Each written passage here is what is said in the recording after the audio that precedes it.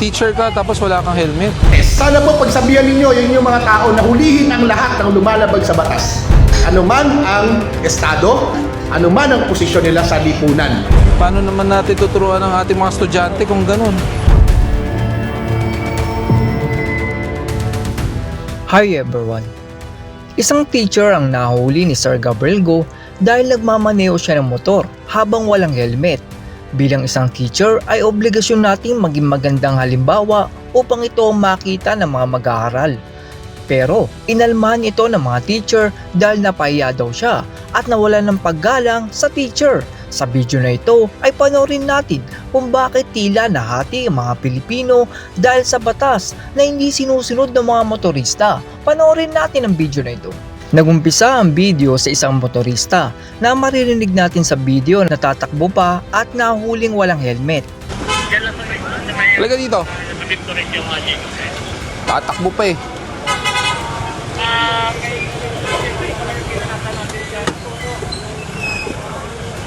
Taga saan ka ba? Dito po.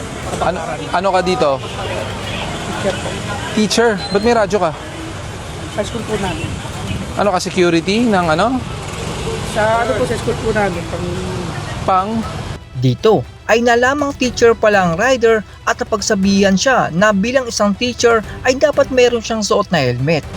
Para po sa school namin. O teacher ka tapos wala kang helmet.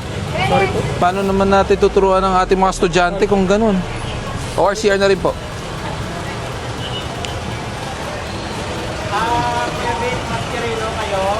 Sir, baka pwede wag din ang iyan sa ano. Kaliwa kayo.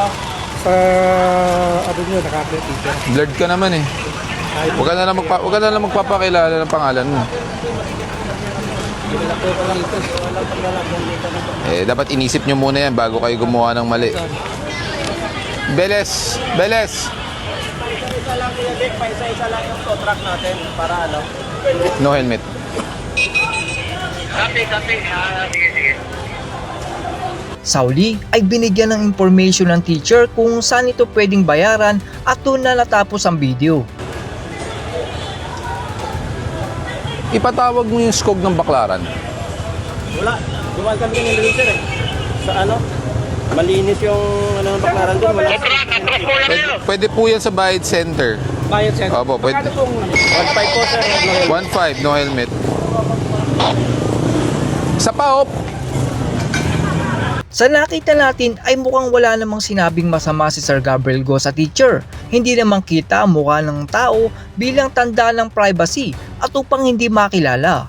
Nagsabi lang din naman ng totoo si Sir Gabriel Go na bilang isang teacher ay dapat nakasuot siya ng helmet upang magsilbing magandang halimbawa sa mga estudyante. Pwede kasing makita ng mga estudyante sa kalsada at iisipin ng mga estudyante na pwede palang ganun dahil nakikita nila na ang teacher nga nila ay walang helmet. Noong nireview ko ang video ay hindi naman binastos ni Sir Gabriel Go ang teacher. Hindi siya nagmura, hindi siya sumigaw at wala naman siyang sinabing mali. Ganun pa man ay inalmahan ito ng mga ibang teacher at sinabing nabastos daw ang teacher doon sa video. Pakinggan naman natin yung kanilang side para malaman natin kung ano ba ang ibig nilang sabihin. Ayan, magandang hapon po mga kapatid na guro sa buong Pilipinas. Ako si Benjo Basas ng Teachers Dignity Coalition. May mga nagpasa po sa akin ng video hinuhuli ng isang MMD official, no, si Gabriel Go, yung isang teacher na walang helmet.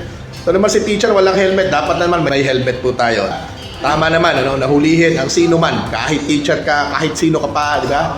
Kung wala kang helmet, kung meron kang nilabag na traffic rules. Ang problema ay pinagalitan pa, pinahiya pa, no? At kung ano-ano pang mga sinabi. Habang siya ay binibideo. At sinabi ng teacher expressly na wag mo nang i-video. Ang sagot nito ni Go ay naka-blur naman daw yung mukha. Ngayon, ang tanong ko sa MMDA, ang tanong ko kay Attorney Artes at kay General Torres, ang ating chairman at GM, General Manager respectively, pinapayagan niyo po ba yung inyong mga empleyado o yung inyong mga opisyal ng MMDA na gawing content yung trabaho? Sa amin po kasi pinaalalahanan kami ng DepEd ng aming Secretary Sani Angara na huwag gawing content ang aming trabaho. Para patas po tayo. Para patas po tayo. Ang request ko po sa inyo, GM to. Dito ay tila hindi nanonood si Sir ng mga video ni Sir Gabriel Go dahil kahit ang lugar ng mga mayayaman na may malalaking bahay ay pinupuntahan talaga ni Sir Gabriel Go basta may reklamo sa 8888. GM Torre, Idol, at Chairman na Artes. Sana po pagsabihan ninyo yung mga tao na hulihin ang lahat ng lumalabag sa batas. Ano man ang estado, ano man ang posisyon nila sa lipunan. Ang kadalasan po kasing hinuhuli yung mga maliliit, yung mga mahihirap, yung mga nakamotor, yung mga nagtitinda sa kanto, yung mga ang kinabubuhay ay yung kalsada na napakaliit po ng kita. Kadalasan po, sila po yung hinuhuli. No, sana man lang makita kami ng mga big time na mga tao na hinuhuli at pinapahiya ng inyo pong mga opisyales dyan sa MMDA. Sana maging maayos po tayong lahat na gumampan sa ating mga kani-kanyang trabaho sa gobyerno. So again po Attorney Artes and Idol General Torre, pagsabihin nyo naman po para maging fair po tayo sa lahat. Thank you po. Maraming salamat. Buhay po tayong lahat. Doon sa huling part ng video ay patutunayan ko po sa inyo na hindi lang ang mga nakamotor ang hinuhuli ni Sir Gabriel Go dahil isang pulis na nakakotse ang umaangkin sa ilalim ng tulay ang binigyan ng leksyon ni Sir Gabriel Go. Panoorin natin ang video na yun. Saan ka? National Police College po. Ngayon po, active. Saan ka sa Active DLG? pa rin, sa PPSC po. Nag-antay lang naman Hindi po. Kaya po nililinis po namin. Bawal po kasi matambakan ng ilalim ng tulay. You have to understand, kung titingnan po natin based on the guidelines din po ng DPWH, tulad po ng mga ilalim ng tulay, meron po mga certain degrees and levels po yan ng safety measures. Tulad po nito, ilalim ng tulay, dinadaanan po ng trailer ito, maaari po over time, may mga debris, vibration, iniiwasan lang po natin pag ito po ay nagkaroon po ng disgrasya or any malfunction of the bridge, kotse nyo po, baka mapisa. Dito naman po ay makikita nyo na kahit ang lugar ng mga malalaking bahay at puro kotse ang kalsada ay tinutow kapag lumagpas ng 5 minutes at wala pa rin ang driver. Matututunan din natin na kung public place ang isang lugar ay pinapayagan ng video, pwera na lang kung papasok tayo sa pribadong pagmamayari ng ginang na ito. Sinong media po? Mali po. No parking po ang kalsada. There's no such thing as double parking is allowed. Bakit po may detalye, di ba? Documentation po ng MMDA. Pero wala pong consent. This is a public place, so you don't need a consent when in public place. Unless papasok po tayo sa loob ng property nyo. Pag may consent, I think. Hindi po. Pag public place po, Anyway po, bawal, pwede po yun. Kasi longest time, di ba po? Dito po nagpa-parking. Kaya po siguro nireklamo yung kalsada nyo sa Malacanang. At yan po ang kaganapan kung saan nahihati ang opinyon ng mga Pilipino sa nangyari sa rider. Ang masasabi ko lang po ay tila hindi naman binastos ni Sir Gabriel Go ang teacher. Nagsabi lang siya ng katotohanan na bilang isang pangalawang magulang sa eskwelahan ay dapat maging magandang halimbawa tayo sa mag-aaral.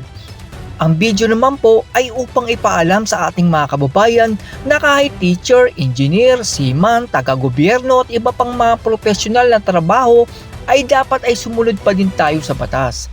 Ibig lang sabihin ng video na dapat bilang isang teacher ay ikaw ay maging silbing huwaran ng mga estudyante. Hindi naman po ipinahiya ang teacher dahil blur naman ang mukha niya. Sa huli ay masasabi ko na dapat nating sundin ang batas na mag-helmet tayo kapag gagamit ng motor. At hindi exempted ang anumang profession dahil walang pwedeng makaaangat sa batas. That's all everyone. Salamat sa inyong panonood. This is Chuck and you're watching Biker Road.